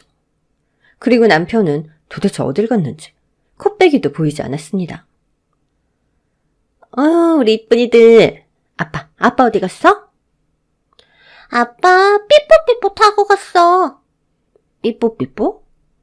병원으로 달려가요. 삐뽀삐뽀 슝. 하나, 아빠 아야 있어? 그래서 삐뽀삐뽀 탄 거야? 응. 아파서 눈 감고 침대에 있었어. 아빠 아파. 전 이게 무슨 소린가 해서 시어머니께 달려갔죠. 어머님, 애들 아빠 지금 병원에 있어요? 아니, 그걸 어떻게... 그럼 저한테 말씀을 해주셨어야죠. 네가 걱정할까봐 그랬지. 세찬이 신장이 더 이상 견디질 못한다고 하는구나. 아유, 애미야. 어쩌면 좋니? 신장이 안 좋은 남편인 건 알았지만 이 정도로 심각한 줄은 몰랐습니다. 그리고 병원도 꼬박꼬박 잘 다니고 있는 걸로 알고 있었던 터라 정말 상상도 못했죠. 당장 병원에 가야겠어요. 애미야, 병원 가기 전에 잠깐 나랑 이야기 좀 하자. 시어머니는 시누이와 함께 무슨 죄진 사람처럼 제 앞에서 고개를 떨구고 있었고 전 이 두 사람이 왜 이러나 도무지 이해가 안 됐습니다. 애미야, 세찬이가 글쎄 신장 이식 수술이 필요하단다. 미랑 내가 검사했는데 일치하지가 않아서 지금 어쩔 도리가 없다는구나. 같은 가족인데도요? 그렇대요, 언니. 애미야, 그동안 내가 했던 짓들 살아있는 동안 너한테 속죄하면서 살게. 그리고 내가 가진 땅, 그리고 이 집 다 네 명의로 해줄 테니까 제발 우리 세천이 좀 살려다오. 아유. 바람기 있는 남편의 결혼 생활 내내 구박만 하던 시어머니와 시누이. 결국 이들도 사람이구나라는 걸 새삼 느끼게 됐습니다. 너무 미워서 이혼하려고 했던 날 우리 하유리와 하은이가 제게 찾아왔고 전 이게 운명이구나 생각했죠. 그리고 지금 남편이 사경을 헤매는데 아내란 사람이 모른 척할 수도 없었습니다. 아이들의 아빠이기도 하니까요. 제가 할게요. 정말이냐? 저라도 일치하면 이식해야죠. 애들 아빠 살려야죠. 아유, 고맙다, 정은아. 아유, 애미야, 고마워. 전 지체할 시간도 없이 바로 병원으로 향했고 시어머니는 이미 검사 시간도 예약해 놓은 상태였습니다. 얼마나 자식을 살리고 싶으면 저럴까. 마음이 아팠습니다. 전 검사를 받았고 다행히 남편에게 이식을 할 수 있게 되었어요. 아내분이 이렇게 처음으로 적극적으로 나서주셔서 정말 다행입니다. 정세찬 씨 수술만 잘 되시면 아무 걱정 없으실 거예요. 처음이라뇨? 시어머니와 여동생분은 건강상 이유로 검사를 거부하셨어요. 제일 먼저 아내분이 하면 좋겠다고 하셨고요. 네. 수술 날짜 빨리 잡을 테니까 몸 관리 잘 하시고요. 좀 이상했습니다. 분명히 두 사람은 이식이 안 된다고 들었는데 검사한 건 제가 처음이라니. 따져보고 싶었지만 제 남편을 살리는 일인데 또 일이 커지는 게 싫어서 입 다물고 오직 남편의 수술이 잘 되길 기도했죠. 수술 날이 되었고 전 아침 일찍 병원으로 향했습니다. 시어머니는 저에게 연신 고맙다며 손을 꼭 잡아주셨죠. 우리 세찬이 수술 끝나면 멀리 여행이나 다녀오자꾸나. 여행 경비는 내가 다 낼 테니까. 언니 고마워요 정말. 수술 잘 되길 기도할게요. 네. 전 수술이 필요한 준비를 마친 뒤 곧장 수술실로 향했습니다. 그런데 선생님, 이 환자분 마취제에 거부 반응 있으신데요? 이거 보세요. 그러네. 정말 왜 이렇게 마취가 안 되나 했더니 벌써 2시간이나 흘렀네. 김쌤, 다른 마취제를 좀 써야겠어. 일단 환자는 병실로 옮기자고. 전 그렇게 마취가 안 된 몽롱한 상태로 다시 병실로 옮겨졌고 순간 잠시 잠이 들었습니다. 야, 끝났나 보다. 그래, 벌써 2시간이나 지났는데 들어가 보자. 시어머니와 시누이는 제가 있는 병실로 들어왔습니다. 잠깐 잠이 들었는데 두 사람의 말소리에 잠이 깼죠. 하지만 마취 성분이 좀 남아있는 터라 눈을 제대로 뜨기 힘들었습니다. 그런데 만약에 오빠한테 이식 못했다고 생각해봐. 진짜 끔찍하다. 4배를 갈랐다고 생각해봐. 나는 어떻고 늙은이 수술까지 시켜서 어쩌려고. 어차피 내칠 거였어 이 물건. 하율이 하연이만 아니면 벌써 내쳤지. 그래도 지금까지 살아준 게 어디야? 아니면 우리 배를 가를 뻔했다고. 어머, 눈 뜬 것 같아. 야, 정신 드냐? 전 둘이서 하는 이야기를 듣고도 마취가 덜 풀린 상태라 아무 말도 할 수 없었습니다. 저 인간들이 자기들 몸 소중한 것만 알고 남의 몸 소중한 줄은 모르는 파렴치한이란 사실을 알자 정말 온몸의 장기들이 다 튀어나올 정도로 분노가 치밀었습니다. 야, 이거 보여? 이게 바로 이혼 서류라는 거다, 이 등신아. 수술도 끝났겠다. 너랑 우리가 이제도 볼 일 있겠니? 그동안 너 때문에 내가 참고 견딘 세월 생각하면 정말 너같이 드세고 똑똑한 척하는 것들 난 딱 질색이야. 어디 감히 시애미한테 눈을 동그랗게 뜨고 대들긴 대들어. 지금까지 넌 내 아들 장기 이식용이었다고. 볼장 타봤으니까 이제 꺼져, 이 못된 년아. 저것들이 진정 사람인가. 정말 저것들과 한때 가족이었다는 게 너무 억울하고 분했습니다. 아무 말도 못하고 듣기만 한 전 때가 오길 기다렸죠. 환자분, 이제 정신이 좀 드세요. 마침 보호자분들도 계시네요. 오늘은 수술이 안 될 것 같고요. 일주일 후에 다시 검사하고 날짜 잡아야 할 것 같습니다. 아니, 선생님. 수술이 안 됐다고요? 그게 지금 무슨 말씀이세요? 간호사 선생님이 말씀 안 하시던가요? 마취제에 거부 반응이 생겨서 기다리다가 결국 병실로 옮겼어요. 수술 아직 안 했습니다. 어머니는 수술 안 했습니다란 말을 듣자마자 쓰러졌고 시누이는 너무 놀라 도망가 버렸습니다. 몇 시간 후 시어머니와 전 나란히 병실에 누워있게 되었죠. 전 어느 때보다 정신이 멀쩡했고 이것들을 어떻게 부셔버릴까 그 생각뿐이었습니다. 머리야. 어머, 애미야 깼니? 그 더러운 입으로 나 부르지 마. 애미야, 아까는 그게 아니고 너나 네 딸년이나 남의 목숨 알기를 껌같이 하는 인간들이었어. 내가 하율이 하은이 생각해서 네 아들이랑도 살아보려고 했는데 이젠 네 애들 때문이 아니라 너희들 때문은 안 되겠어. 그게 무슨 말이야.